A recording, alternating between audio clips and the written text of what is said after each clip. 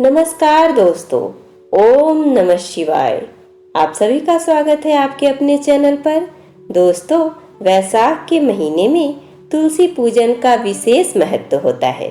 शास्त्रों के अनुसार भगवान विष्णु को तुलसी अति प्रिय है, इसलिए इस पूरे माह तुलसी को सुबह के समय जल अर्पित करें और शाम के समय घी का दीपक अवश्य जलाएं।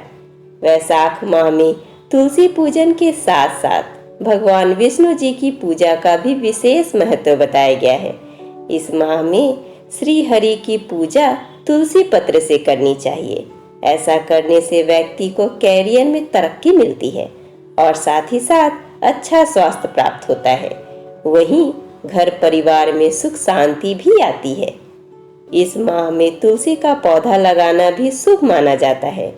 घर, मंदिर या आंगन में तुलसी का पौधा लगाना और उसकी देखभाल करने से जीवन में सफलता ही सफलता मिलती जाती है और व्यक्ति खूब आगे बढ़ता जाता है। ऐसे में दोस्तों, वैशाख के महीने में तुलसी पूजन के साथ साथ हमें तुलसी की कथा भी सुननी चाहिए। कहा जाता है, वैशाख के महीने में तुलसी माता की कथा सुनने से हमें अखंड सौभाग्य की प्राप्ति होती है। माता तुलसी हमारी सारी मनोकामनाओं को पूर्ण करती है। ऐसे में चलिए आज के वीडियो में हम भागवत पुराण के अनुसार तुलसी माता की संपूर्ण कथा सुनते हैं। तुलसी से जुड़ी एक कथा बहुत प्रचलित है। श्रीमद् देवी भागवत पुराण में इनके अवतरण की दिव्य लीला कथा भी बनाई गई है। एक बार शिव ने अपने तेज को समुद्र में फेंक दिया था। उससे एक महातेजस्वी बालक ने जन्म ले लिया। यह बालक आगे चलकर जालंधर के नाम से पराक्रमी दैत्य राजा बना। इसकी राजधानी का नाम जालंधर नगरी था। दैत्यराज कालनेमी की कन्या वृंदा का विवाह जालंधर से हुआ। जालंधर महाराक्षस था। अपनी सद्दा के मद में चूर उसने माता लक्ष्मी को पाने की कामना से युद्ध किया, परंतु समुद्र से ही उत्पन्न होने के कारण माता लक्ष्मी ने उसे अपने भाई के रूप में स्वीकार किया।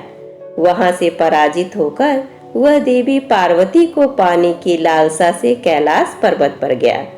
भगवान देवाधिदेव शिव का ही रूप धारण कर वह माता पार्वती के समीप गया, परंतु मां ने अपने योग बल से उसे तुरंत पहचान लिया तथा वहां से अंतर ध्यान हो गई।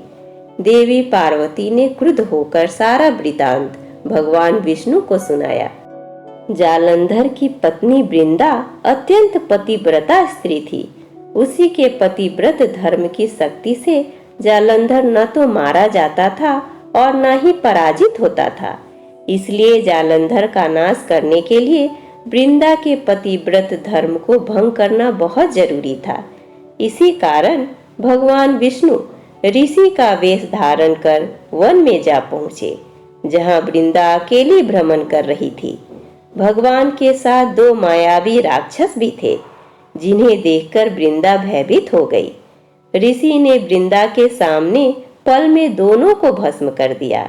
उनकी शक्ति देखकर वृंदा ने कैलाश पर्वत पर महादेव के साथ युद्ध कर रहे अपने पति जालंधर के बारे में पूछा।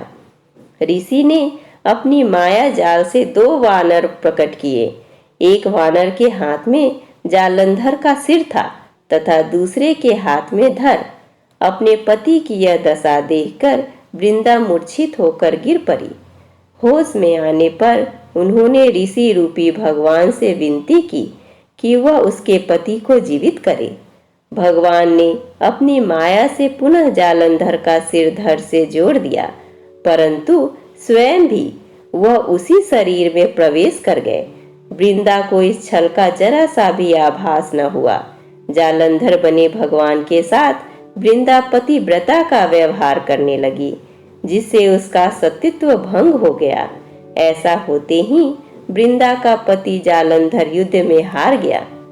इस सारी लीला का जब वृंदा को पता चला तो उसने क्रुद्ध होकर भगवान विष्णु को शिला होने का श्राप दे दिया तथा स्वयं सती हो गई। जहां वृंदा भस्म हुई वहां तुलसी का पौधा उगा। भगवान विष्णु ने वृंदा से कहा, हे वृंदा, तुम अपने सतीत्व के कारण मुझे लक्ष्मी से भी अधिक प्रिय हो गई हो। अब तुम तुलसी के रूप में सदा मेरे साथ रहोगी। जो मनुष्य भी मेरे शालिग्राम रूप के साथ तुलसी का विवाह करेगा, उसे इस लोक और परलोक में विपुल यश प्राप्त होगा। जिस घर में तुलसी होती है, वहां यम के दूत भी असमय नहीं जा सकते।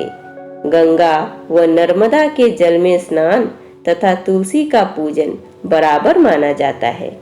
चाहे मनुष्य कितना भी पापी क्यों ना हो, मृत्यु के समय जिसके प्राण मंजरी रहित तुलसी और गंगा जल मुख में रखकर निकल जाते हैं, वह पापों से मुक्त होकर वैकुंठ धाम को प्राप्त होता है।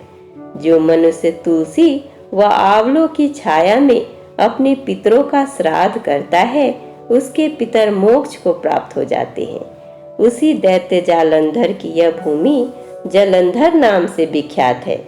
सती वृंदा का मंदिर मुहल्ला कोट किशन चंद्र में स्थित है।